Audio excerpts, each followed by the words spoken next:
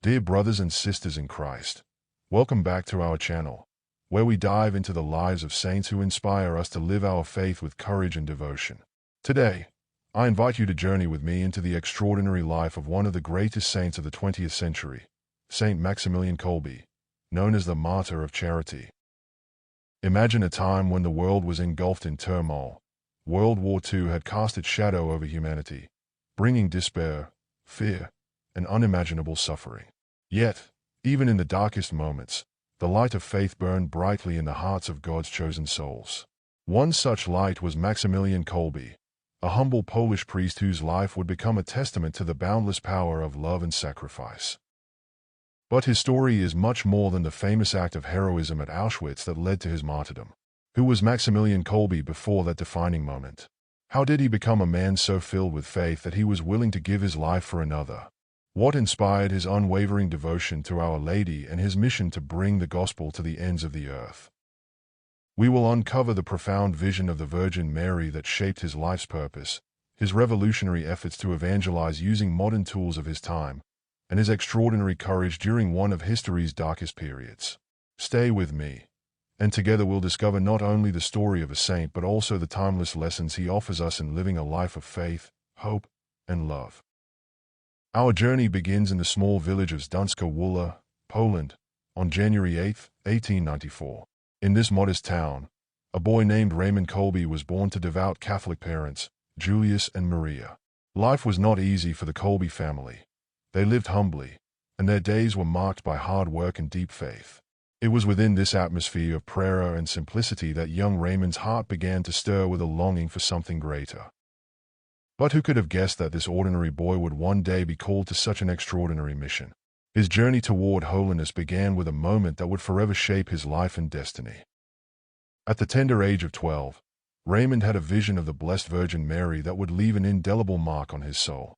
In this mystical encounter, Our Lady appeared to him holding two crowns, one white, symbolizing purity, and the other red, representing martyrdom. She asked him a profound question. Which of these crowns do you choose? Imagine this moment. A child, standing before the Queen of Heaven, faced with a choice that would define his life. Without hesitation, Raymond responded, "I choose both."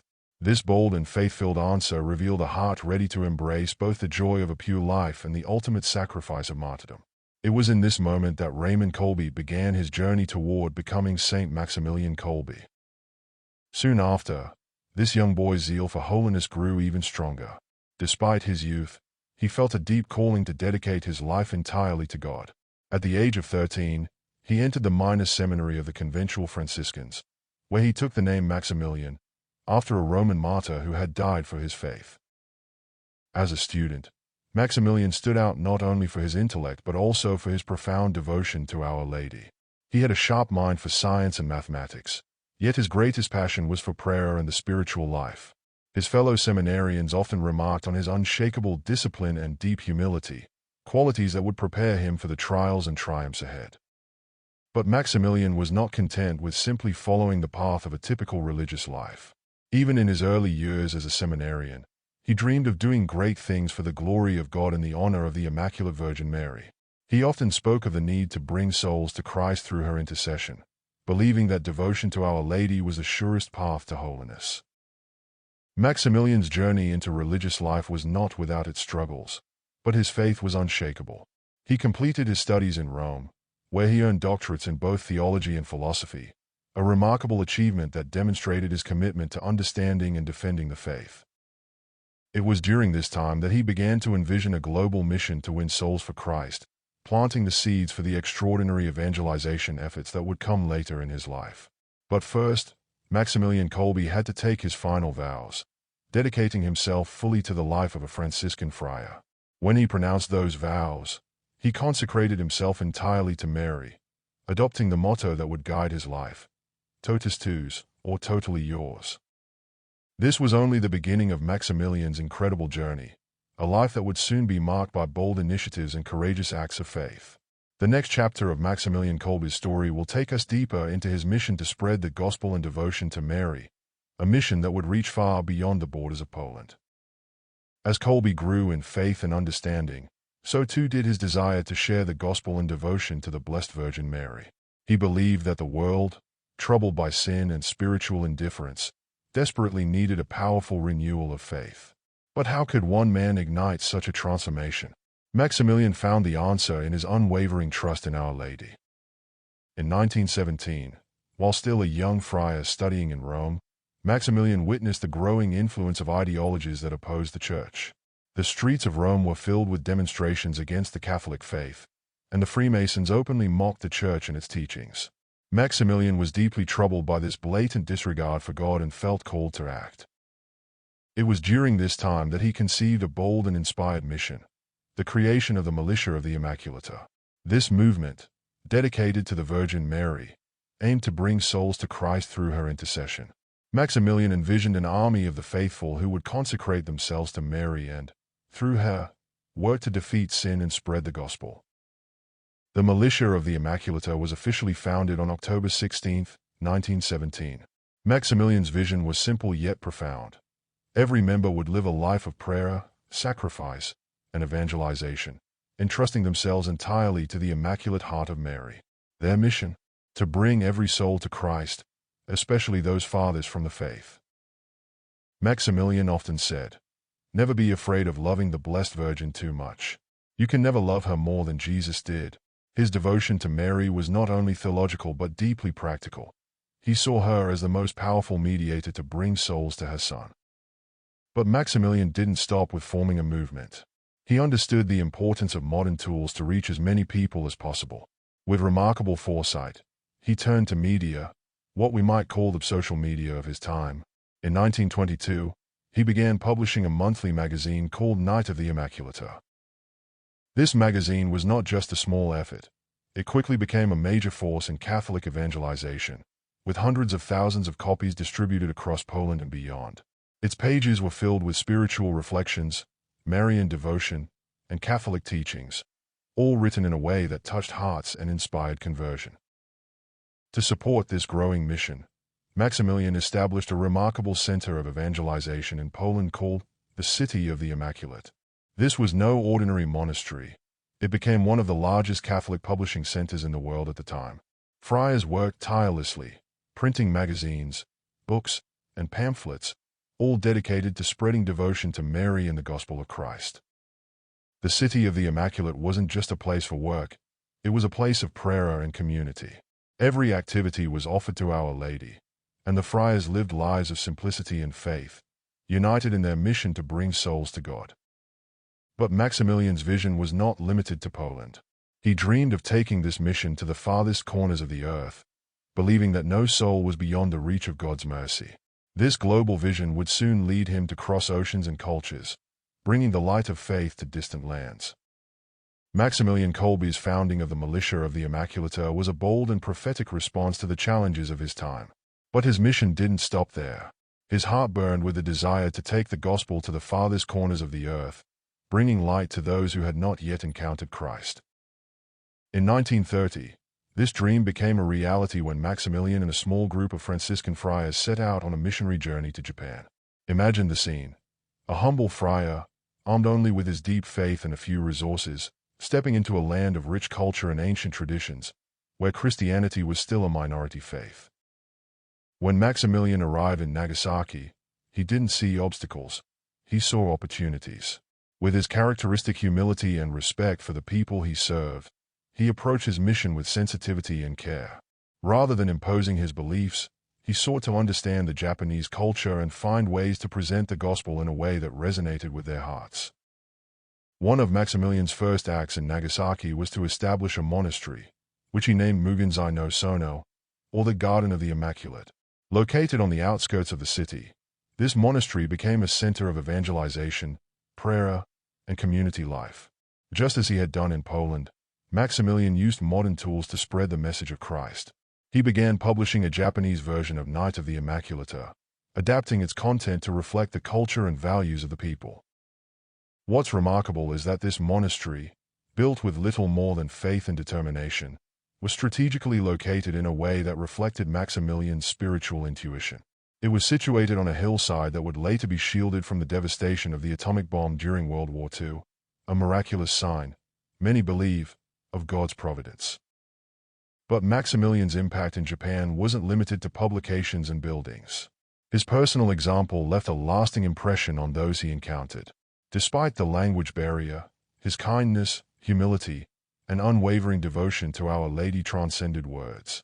People were drawn to the light of Christ shining through him, and many were inspired to embrace the faith. However, Maximilian's missionary work in Japan was not without its challenges. The friars lived in extreme poverty, often going without basic necessities. Yet, even in these hardships, Maximilian's faith never wavered. He would say, "The Immaculata will provide." And indeed, she did. Through prayer and perseverance, the mission in Japan grew, becoming a testament to what can be accomplished when we place our trust entirely in God.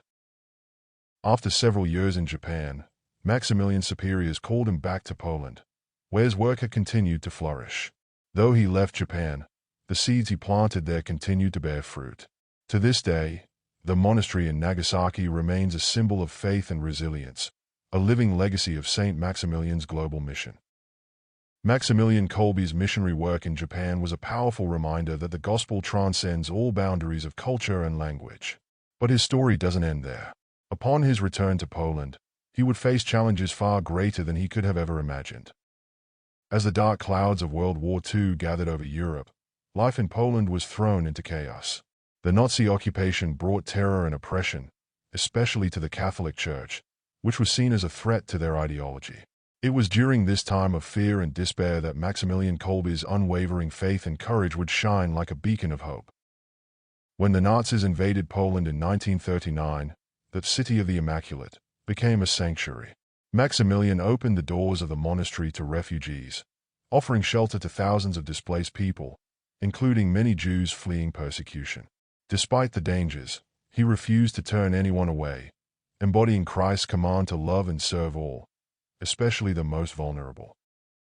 But Maximilian's mission didn't stop at providing physical shelter. He continued to use every tool at his disposal to spread the gospel. Against all odds, the friars kept publishing their magazines, offering spiritual nourishment and hope to a nation in despair. This defiance of Nazi censorship was an act of bravery, a testament to Maximilian's unshakable trust in God's providence. However, his courageous efforts did not go unnoticed by the Gestapo. In February 1941, Maximilian was arrested and taken to Pawiak prison in Warsaw. There, he endured brutal interrogations and unimaginable suffering, yet he remained steadfast in his faith. Fellow prisoners would later recount how Maximilian used these dark moments to bring comfort and hope to others, often leading prayers and encouraging them to trust in the Immaculata. From Pawiak, Maximilian was transferred to the infamous Auschwitz concentration camp, a place of unspeakable cruelty and death. Upon arrival, he was stripped of his identity and given the number 16670, but no amount of dehumanization could diminish his dignity as a child of God. Even in the horrors of Auschwitz, Maximilian became a spiritual leader to his fellow prisoners. He shared his meager rations, heard confessions, and offered words of encouragement. His presence was a reminder that even in the valley of the shadow of death, Christ's light could not be extinguished. The story of Saint Maximilian Kolbe reaches its most profound and heart-wrenching moment in the summer of 1941, within the walls of the Auschwitz concentration camp. It was here, in the midst of unimaginable suffering and cruelty, that Maximilian's life of faith, hope, and charity would culminate in an act of ultimate love. By this time, Maximilian had already become a source of spiritual strength for his fellow prisoners. Despite his frail body and the harsh conditions, his words of prayer and encouragement offered a glimmer of hope to those who had none. But his most extraordinary act of love was yet to come. In late July of that year, a prisoner from Maximilian's barracks escaped. In Auschwitz, such an act was met with brutal reprisals. The commandant decreed that 10 men from the escapees' block would be selected at random to die of starvation, a punishment meant to instill fear and control. Imagine the dread in that moment as the guards began calling names. One by one, the condemned stepped forward, their faces pale with terror. Among them was Franciszek Gajnicek, a Polish sergeant who cried out in anguish, "My wife, my children." Then, an extraordinary thing happened. Maximilian Kolbe, a prisoner like the rest, stepped out of line. All eyes turned to him as he addressed the commandant, his voice steady and calm. "I am a Catholic priest," he said. "I want to take this man's place. He has a family." The camp commandant, taken aback but indifferent, granted the request. Franciszek Gajnicek, whose life was spared, would later recall the overwhelming gratitude and disbelief he felt in that moment. For Maximilian, however, this decision was not one of heroism, but of love, a reflection of Christ's own sacrifice on the cross. Maximilian joined the other condemned men in the starvation bunker, a place devoid of light, food, or hope. But under his presence, the bunker became something unexpected, a place of prayer and peace. Day after day, the sounds of hymns and prayers echoed from the walls as Maximilian led the men in worship, lifting their spirits and reminding them of God's love even in the face of death. Witnesses would later describe the transformation of this space as miraculous. Instead of despair, there was a sense of serenity, a glimpse of heaven amidst hell. Maximilian's faith, his unshakable trust in the Immaculata, was a light in the darkest of places. After 2 weeks, Maximilian was the last man left alive in the bunker. Weak but serene, he clung to his faith until the very end. On August 14, 1941, the vigil of the Feast of the Assumption, the guards administered a lethal injection to end his life. Maximilian Kolbe died with a quiet dignity, his face reflecting the peace of a soul united with God. Maximilian's sacrifice was more than an act of kindness for one man. It was a testament to the power of Christ's love, a love that conquers fear, hatred, and death itself. In offering his life, Maximilian became a living reflection of the gospel, a witness to the truth that greater love has no one than this, to lay down one's life for one's friends. Franciszek Gajnicek, the man whose life was spared, would spend the rest of his days telling the world about the priest who saved him. He lived to see Maximilian Kolbe's canonization and knelt in gratitude before the image of the saint who gave him the gift of life. Saint Maximilian Kolbe's ultimate sacrifice reminds us that love is the greatest power in the universe. It is a love that overcomes evil, heals wounds, and brings hope to even the darkest places. But his story doesn't end in the starvation bunker. In fact, it was only the beginning of his extraordinary legacy, a legacy that continues to inspire Catholics around the world to this very day. After the war, Maximilian's story spread far and wide, touching the hearts of all who heard it. His ultimate act of love, giving his life for another, stood as a powerful testament to the gospel message of self-sacrifice and charity.